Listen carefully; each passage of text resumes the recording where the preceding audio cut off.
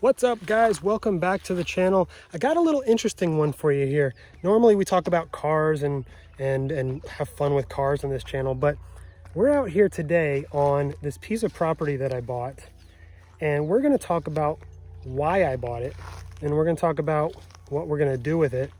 And yes, it's going to be a little bit about cars. Just bear with me. If you came here for the cars, stick with me. We're going to talk garages. If you came here because you found this in search and you want to check out a nice piece of property here in the Texas Hill Country, then stick around because we're going to talk about some awesome stuff with this property. So of course we talk about cars a lot on this channel, but we also every now and then talk about money and some other things and other things that interest me: finance, real estate, things like that. So this is going to combine money, finance, real estate, cars, and everything all in one, and plus, you know, a little bit of nature and some nice views. And so that's what's going on in this video. I feel like just about every YouTuber that I really follow in all of those different realms, whether it's cars and finance and real estate and just other vloggers, everyone's buying a house right now, or everyone's building a house right now, or repairing a house right now, or renovating something abandoned, something like that right now. And so am I. And I figured, why not make a video about it and talk about it a little bit.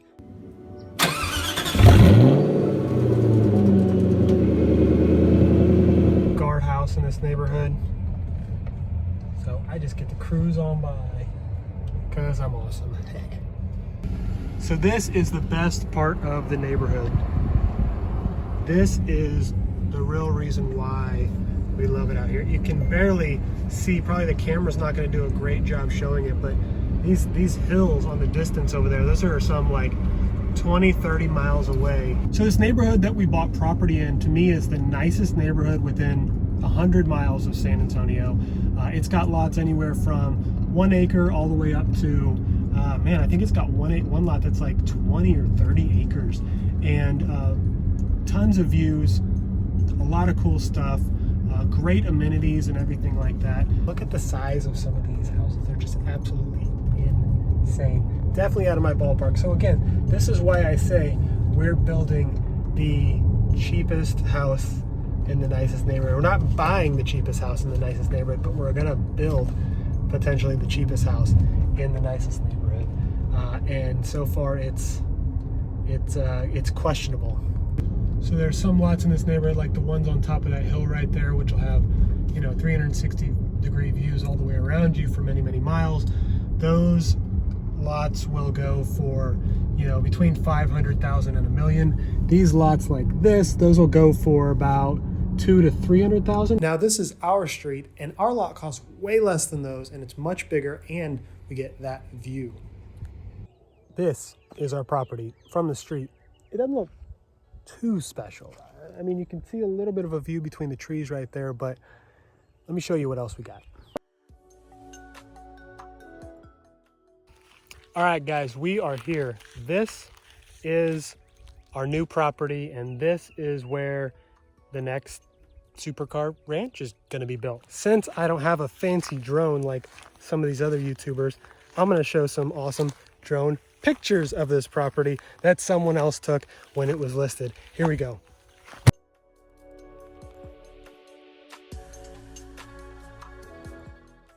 I felt we bought the best value lot in this neighborhood. Not the cheapest lot in this neighborhood, but the best value lot in this neighborhood. So this is what our piece of property looks like. It goes all the way over to that house with the white stucco and the black gray roof, way over there. Flip around, and then it goes way over here, past those trees, past any of the trees you can see. Now, if we go look up towards the road's up there.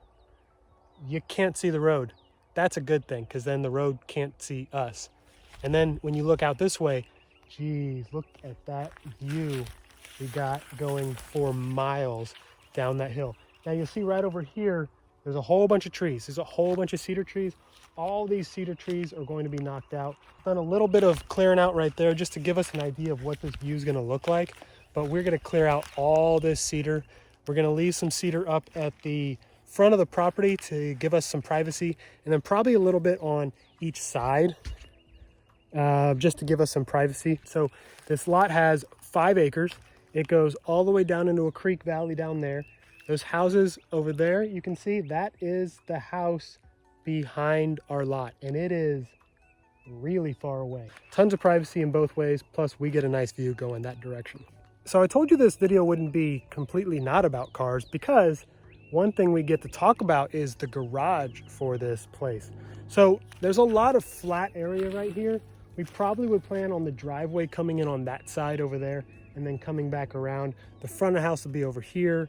The back of the house obviously over there. And then we have plenty of, so it'll be somewhat of an elongated rectangle shaped house.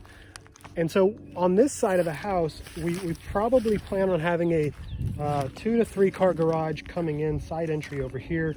The reason why only 2 to 3 cars is because what I would love to do is go down here, and there's a ridge, right? So you can barely see it because of the trees, but right about there is a ridge on the property that then goes down about 10 feet, 15 feet.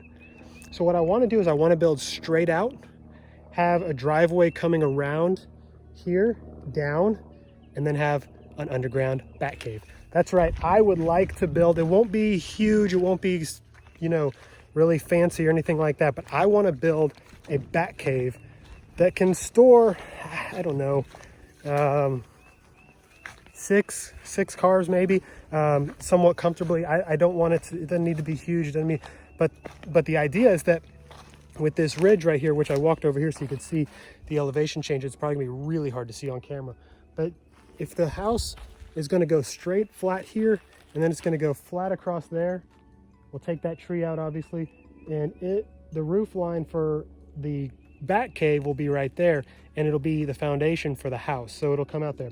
So it serves 2 awesome purposes. First of all, it's a bat cave, it's awesome. Have side entry, go in there, 1 garage door, come in, and you can park cars in and out.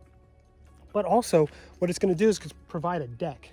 So again, foundation of the house, flat across into the deck down here in this lower level of the property, where you can see the lower level of the property actually has an even larger area of just open, you know, ground, and it's actually pretty flat down here. So once we build the bat cave deck, whatever you want to call it, I'm calling it a bat cave, it'll come off this ridge, which you can probably see better now.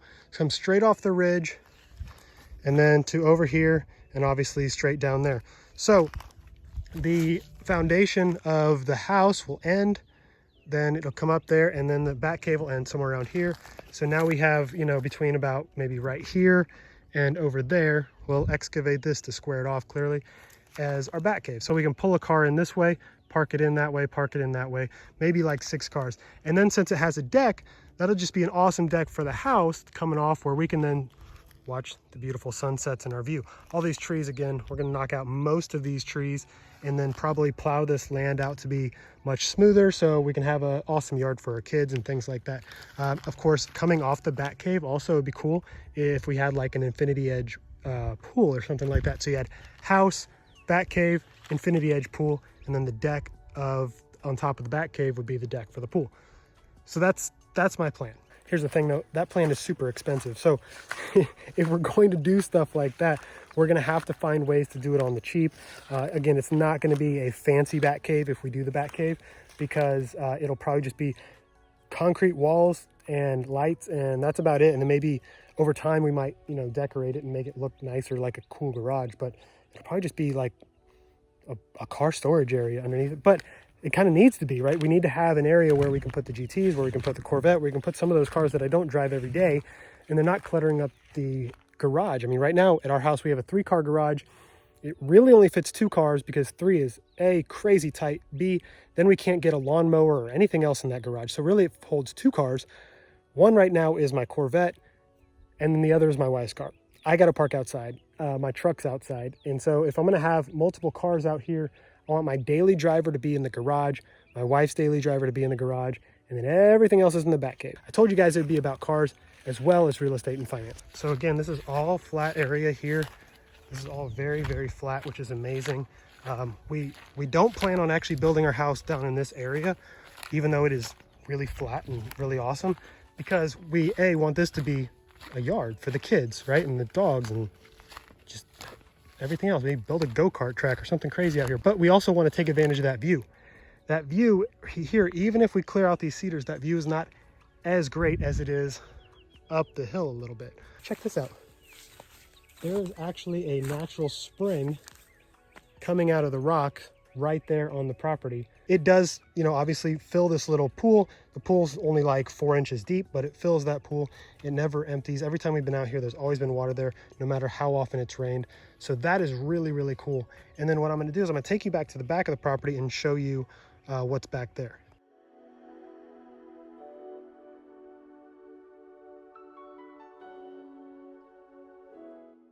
That was a little bit of a hike, wasn't it? See, all the way from the front of the property, all the way back here, that was a time lapse to get back here. It's pretty big. I mean, it's over 5 acres, which by itself, that doesn't sound super big, but it's got lots of terrain changes, lots of trees, lots of different features of the land, which is really, really awesome. Makes it feel like it's like its own private state park, and we get to just come out here and explore and hike and do all kinds of cool stuff.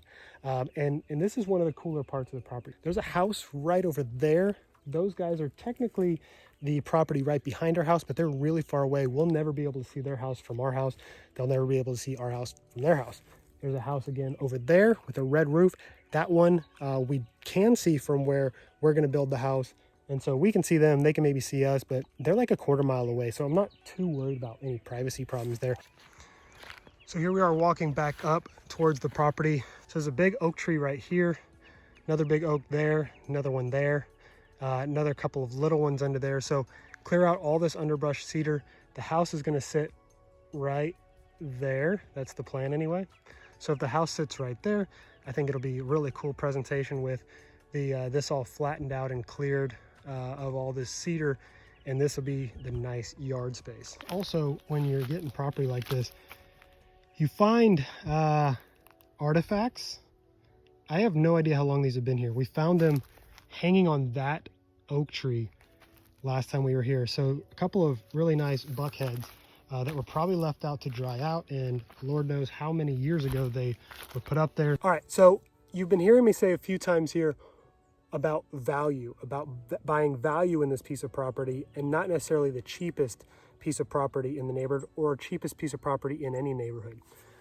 When you're buying a house, many times there is a rule of thumb as a investment point of view of saying, buy the cheapest house in the nicest neighborhood.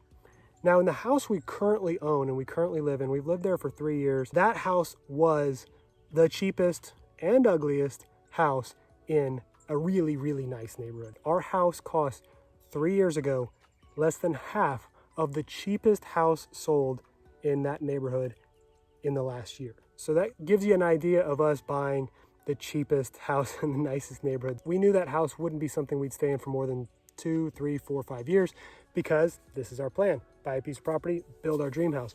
So we wanted to get something cheap, but it's still a nice place, still with some ability to appreciate. The prices in this area have just gone insane. They have just gone skyrocket through the roof.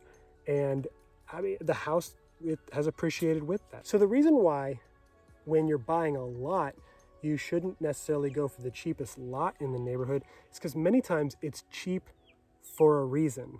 And it's cheap for a reason because a lot of times there's drainage that goes through it.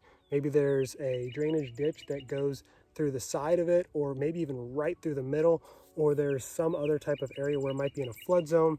There might be some elevation problems. So you'll see there's a lot of elevation on this lot in the front and right behind where we plan on building the house. But there are two very large flat areas to build.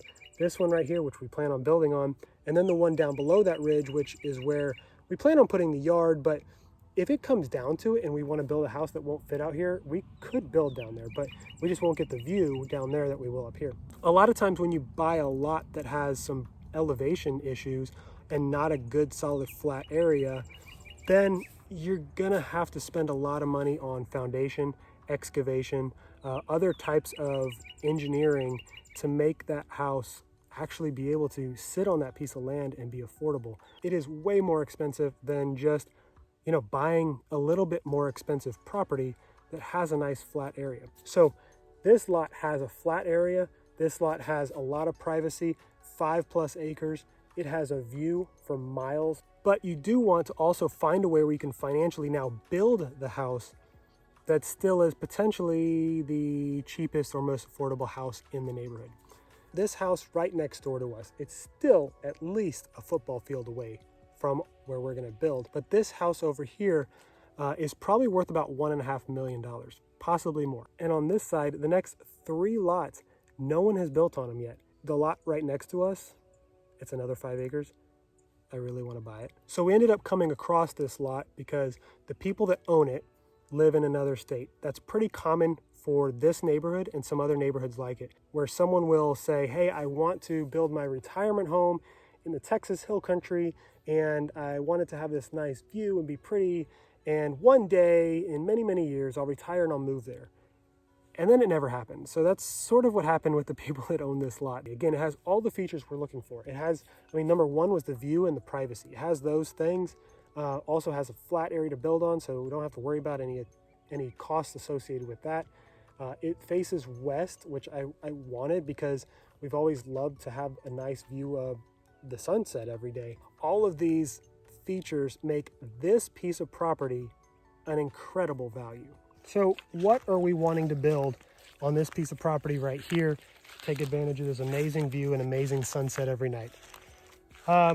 We're looking to build something that's maybe around 3,000 square feet. Of course, the bat cave garage, and that's about it. It needs to have the architectural elements that are required in this neighborhood. It needs to have a well, it needs to have a septic, it needs to have a driveway that's built from way up there on the road down here, electrical run from over there on the pedestal, which is in the corner of the property over here. So there's a lot of cost that still is going to go into building this house. It's not just the house. And so, being able to build the cheapest house, the most affordable house in the nicest neighborhood, although we may be able to get away with it, is going to be very difficult to do here.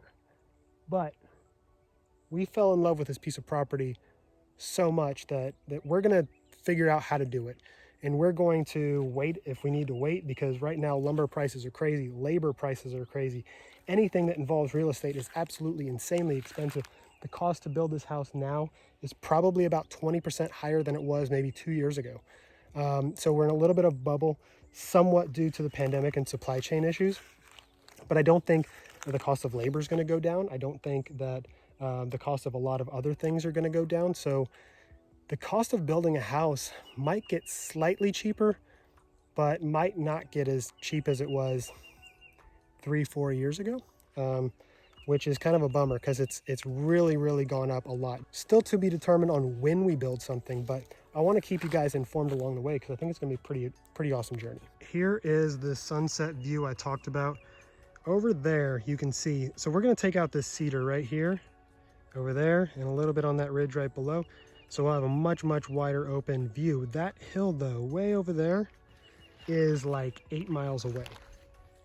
And then there's another hill that is way over there. You can barely see it in the distance. That hill is probably, I don't know, 10, 12 miles away. So once we clear the cedar out and we build a house right here, it'll be elevated up, a couple of feet because of the foundation. We will have this view of these hills, a 10, 12 mile view out to the northwest, and you can see the sun falling right down in that direction.